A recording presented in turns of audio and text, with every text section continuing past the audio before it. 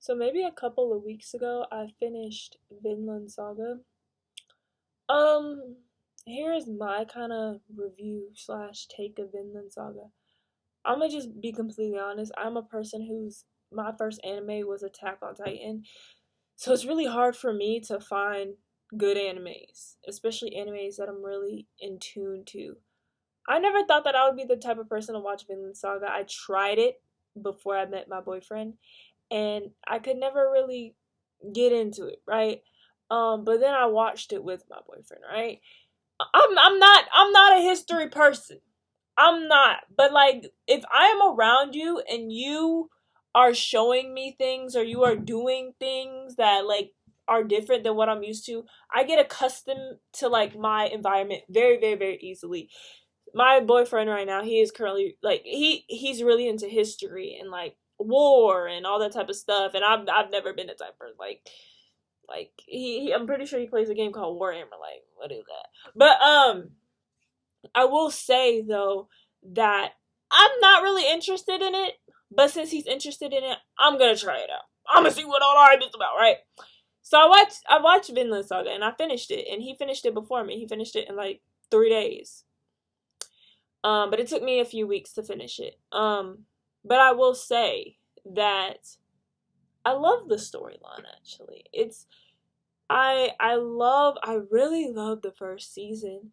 And at first I really hated the second season, honestly. And I hated the second season because of how it made me feel, right? You first start off with all this war and all this conflict, and now we're talking about peace and finding ourselves and all that type of stuff. And you don't want to see any of that. You want to see what's happening, what's with the war, right?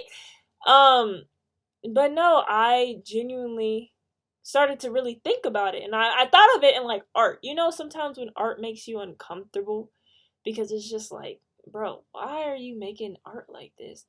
And then when I thought about it like that, I was like, wow, this is actually beautiful how somebody can have two different seasons, and there's probably never ever going to be a third, but somebody who can have two different seasons who are completely opposite, but still, in a way, make you feel an emotion at its heightened likeness, like that it can be, right? Like the first season makes you feel so, but then the second season makes you feel so, wow, like okay, but they're both pretty strong feelings, right? So I really appreciated that. As far as like the context of the story goes, I really love the story plot. I'm not gonna remember names right now because it's been a while. I'm not gonna lie, but the death of Askeladd, I think that's his name.